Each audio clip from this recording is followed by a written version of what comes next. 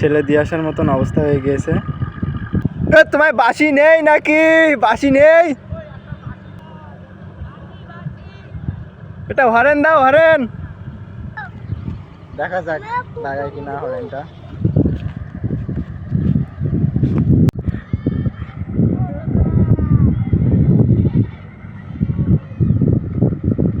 যে একটা হরেন দেওয়ার জন্য বলতেছে, কিন্তু হরেনটা দিচ্ছে না। দেখা যাক দেয় কি, একটু অপেক্ষা করি।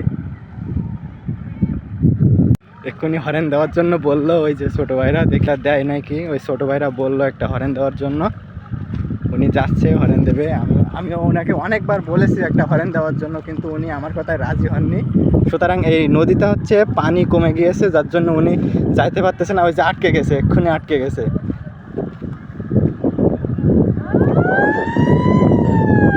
অসাধারণ, অসাধারণ।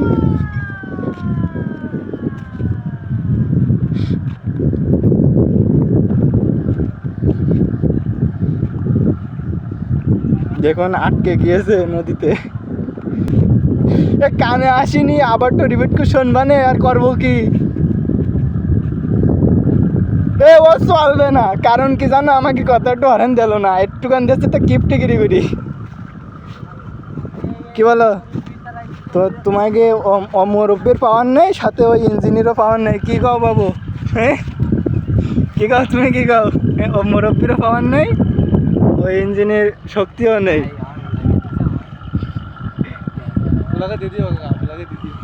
অবশ্যই দিয়ে দেবো। হ্যাঁ, ও তো টাকা পিছন দিতে দেখা দিতেছে, এরকম দিয়ে দিবানে, সমস্যা না। ও ভাই চল, তোমার কথা ওরা রেখেছে বুঝছো, কিন্তু কিপটি জমের কিপটা করি না না, শুনতে পাইনি নাকি বলেন? আমি শুনতে পাইনি তো, মানে আমি কই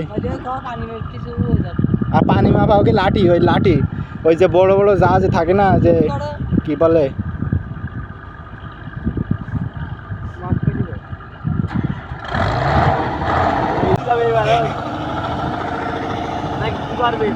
বুঝলাম না কি করলো ওরা।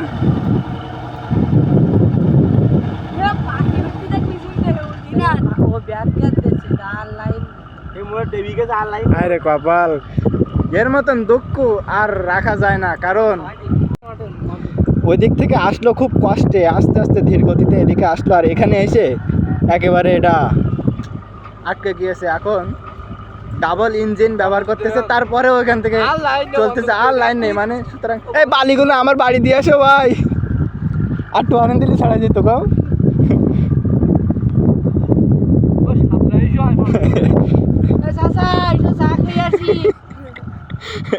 আর হবে না, আর হবে না।